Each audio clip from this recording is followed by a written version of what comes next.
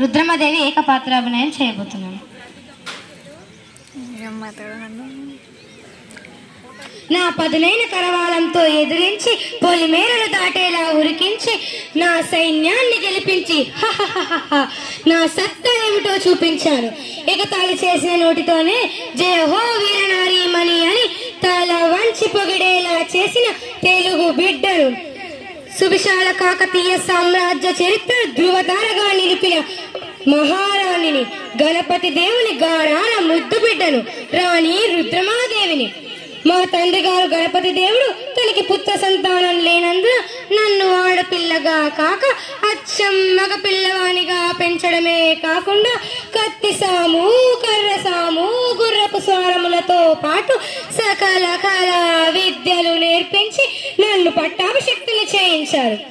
సింహాసనంపై ఒక స్త్రీ కూర్చుంటే చూసి ఓర్వలేని నీచులు, నికృష్టులైన సామంతులు, దయాదులు కలిసి ఎన్నో కుట్రలు, కుతంత్రాలు పన్ని తిరుగుబాటుకు లేవదీస్తే నా ధీర శక్తితో, నా భుజన శక్తితో వాటన్నింటినీ సమర్థవంతంగా అణిచివేసి తెలుగు జాతినంతా ఏకం చేసి దక్షిణాపథంలో సువిశాల కాకతీయ సామ్రాజ్యాన్ని స్థాపించిన వీరనారీమణి రాణి రుద్రమాదేవిని.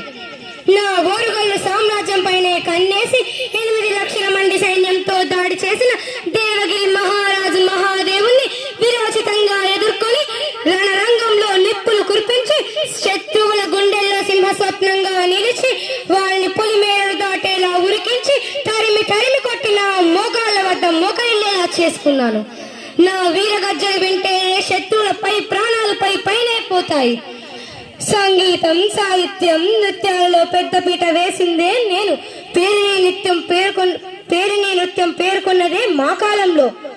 రాజ్యానికి వెన్నుముక అయిన రైతుకు ఎటువంటి కష్టం కలగకూడదని ఎగువ నుండి దిగువకు, దిగువ నుండి ఎగువకు నీటిని పారించి గొలుసు కట్టలే చెరువులు నిర్మించి బీడు భూములను సాగు భూములుగా మార్చిన ఘనత నాది. ఏ ఆడదానికి, ఏ ఆడది కూడా ప్రసవ వేదనతో మరణించకూడదని ప్రసూతి ఆసుపత్రులు నిర్మించాను. ఈ రాణి రుద్రమాదేవి వీరవనితయే కాదు, అమృత మూర్తి అని కొనియాడబడ్డాను. పరిపాలన అంటే రాణి రుద్రమాదేవిదే అని తరతరాలు చెప్పుకునే విధంగా అమ్మల కమ్మని పాలన అందించాను. ఓవైపు పౌరుష పరాక్రమాలతో, మరోవైపు ప్రేమానురాగాలతో కమ్మని పాలన అందించాను. మీరందరూ ఆడవారిని ముందుకు రానివ్వండి. ఏమవుతుంది? ఆడవాళ్ళైతే ఏమవుతుంది? నేను రాజును అన్నప్పుడు నాకు జేజేలు పలికారు, అదే రాణి అన్నప్పుడు నన్ను నిలదీశారు. నేను ఒప్పుకోలేదు. మన కోసం వచ్చాను, మన రాజ్యం కోసం వచ్చాను. మీ అందరికీ నేను చెప్పేది ఒక్కటే, ఆడపిల్లలను ముందుకు రానివ్వండి, వారిని కష్టపడనివ్వండి, ఎంతో పని చేయనివ్వండి. అవహేళనగా మాట్లాడకండి, వారిని ఎగతాళి చేసి చూడకండి, కానీ వారిని ప్రోత్సహించండి. అందరికీ థ్యాంక్స్.